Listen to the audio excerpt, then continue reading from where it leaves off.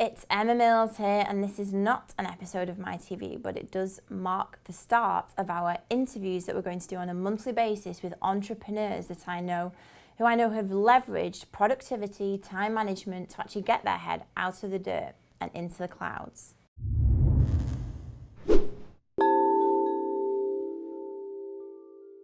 So today I am really happy to have with me Yahaya, who I've known for about 4 years. He is a public speaker and multi-business entrepreneur. He actually holds a Guinness World Record for public speaking. And he's been actually 20 years in business, which I'm not just flattering, but you don't look old enough to have done 20 years in business. You're kind. So our viewers want to get right to the meat of how these episodes can help them. So first question, Erin. What has been your lowest point in business? Funny you should say that, Emma, and just saying hi to everyone who will be tuning in. And I would say it was early on when I started, the moment when I realised that I couldn't do it alone. I was really overwhelmed with tasks and issues, and I had delivery issues. And it was a few years back, and in the whole journey of business, I've had a few roller coasters.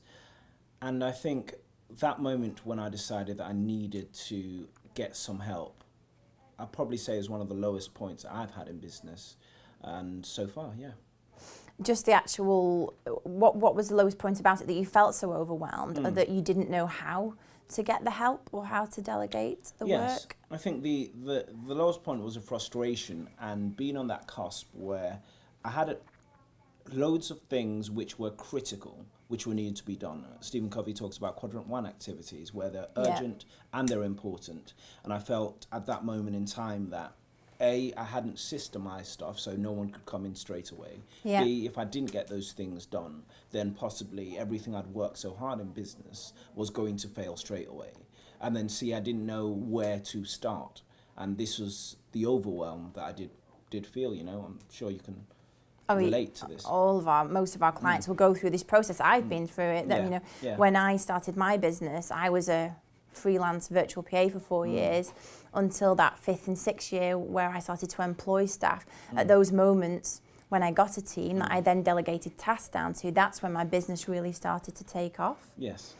And every point when I've grown my team, there are marked changes in my business. So when I eventually offloaded all the service, delivering the service work, the client delivery, as soon as I got rid of that, again, my business moved on. It's all about constantly offloading the tasks, isn't it? Absolutely. And so did you go through that process? How did you go through that process? Was it on your own? Did you kind of self-learn? Did you read and consume content that could help? I mean, that's interesting. That's the interesting bit. Now, the first thing I started was actually starting to look a little bit more into, okay, who had done what I was doing. Yeah. And I don't know what the statistics are, but there are hundreds of thousands of businesses, millions of businesses all around the world and in the UK. And so I realized that people have had to go through this process to then move on, and this wasn't unique. Yeah.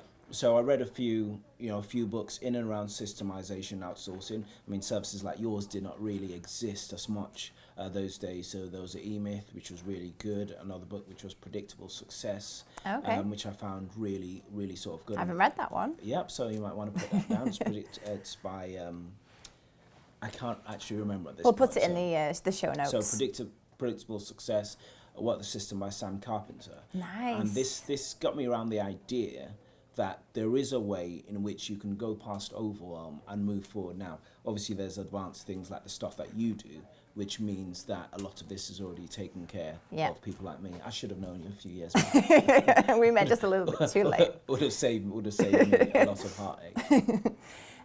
Okay, so what would you say, you obviously went through a process within your business to grow a team. So what would you say has been your proudest moment in business so far? Yes, now, it's funny you mentioned early on what I do as a public speaker and investor is, go in and share some of the tips and highlights over 20 years. It did start first business when I was a teenager, and that explains. I won't give you the exact age, otherwise you might start to work out my age. Let's just say loads of water and loads of nutrients keep me looking this healthy. But going back to it, it was the reason why I was able to get a world record in public speaking was because I had a business that run despite the fact that I wasn't there. So the proudest moment I found was when I was able to delegate to people Okay. in areas in which they were stronger and they were faster at getting it done, and which meant that whilst I slept, things were still getting done. Yeah. And I think yes. there's a real problem among business owners that is where you say people that can do it well, you Yeah. kind of think, I think because you're used to being so self-sufficient, when you grow a business, Absolutely. you think, nobody else can do it as good as me. Absolutely. So people have they cling on, they think it's easier if I do it, even though it's the wrong use of their time. It's overcoming that thought, actually, people can do these things better than I can, if you give them the freedom to be able to do it. Absolutely. Now, I was just going to say, I want to know, how long was this Guinness World Record for public speaking? okay, so we spoke for, there's a team of us, we spoke for over 5 days. 5 days? Yes, we spoke Oh for my God, I thought you were going to say 24 hours. No, for over 5 days, and it was raising money for a charity. It was really, Wow. really good cause. I think next time we're going to do this, maybe we can have a word on this. Right, I just wanted to touch on something else that you did say. And there's a good book by Marshall Goldsmith which says how how what you got you here won't get you there. And a lot of the times, like I identify with other business owners, is when you first start, it's all about you and all about your effort, and you are pushing past and pushing your vision through. Yeah. And this ultimately makes it also hard for you to bring other people on board, which is exactly what you need to do to grow. Yeah. And in that middle period, and this is why I 100% recommend what you do, Emma. I know, you know what I mean? I will be speaking to you later about this recommendation. But I 100%, because you stand in the gap in between when a business is able to first move on from when they need that one employee till I think there's a stage when people need 1.5, where you don't quite need that second employee yet, but you need that extra help. And this is where you come in. First of all, you can come in at that stage, and then later on, when the business needs an extra hand, precisely because they're successful. So that's why I definitely agree to come in and have a chat and share some stuff with you, because I think you provide such a vital service to business owners like Thanks, myself. Aaron.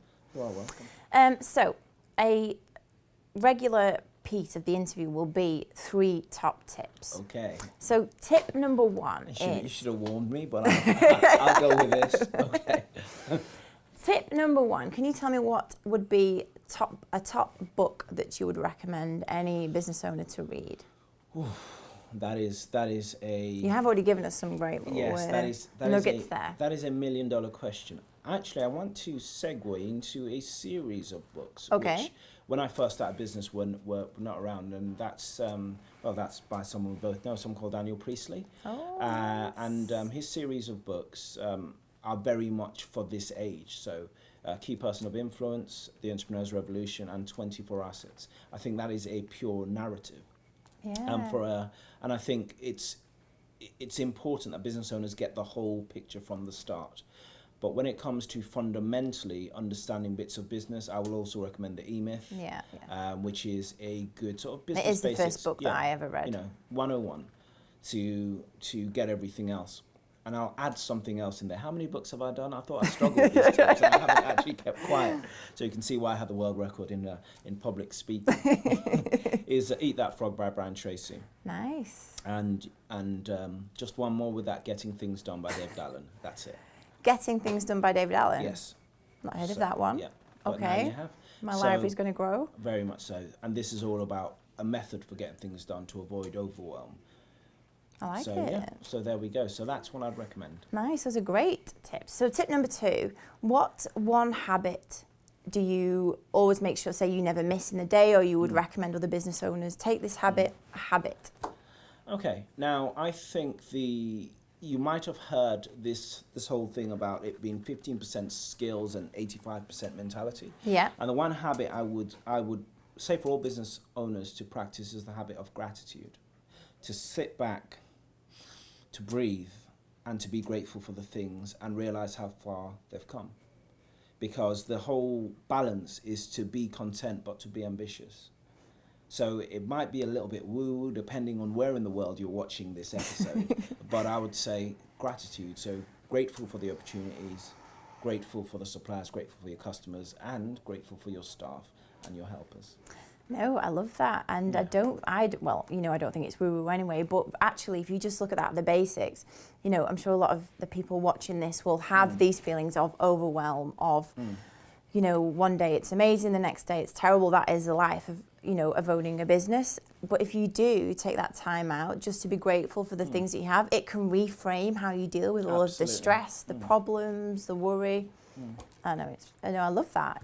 Basic, but simple to do, but really has an effect on how you're perceiving what you're dealing with day to day. I think you've mentioned a very important point there, Emma. You said basic but simple. And this is another point I wanted to add on to that.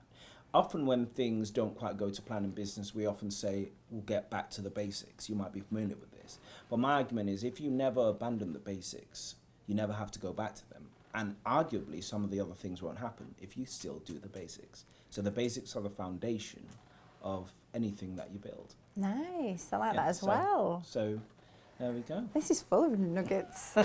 Right, tip number 3. Sorry, I should have given you some prep on this. We can freestyle on tip number 3. It's fine. It's up to you. Like, is there a piece of advice, something you wish you'd known sooner, a tip that you can give to business owners who are watching this episode now? And tip number 3, sorry, I should have probably given you some pre-warning on this, but tip number 3 we can freestyle with. So whether it's a piece of advice, something you wish you'd known sooner, something that will help business owners now who are watching this episode. Funny you should say that. When I was just thinking about your question, and I think the key thing is knowing your strengths really, really quickly. Because as a business owner, you have that unique vision and drive to get things going. As we touched on a bit earlier, that can prevent you bringing other people in to help, because you need that unshakable confidence that only you can do it, and this is how you exploit a niche. Having said that, you need to double down on what you're best at, because initially you start off as a generalist because you don't have the resources or the business yet to bring other people in. But the quicker you can establish what you're best at, is the quicker you can start to move on to the business to recognize your weaknesses.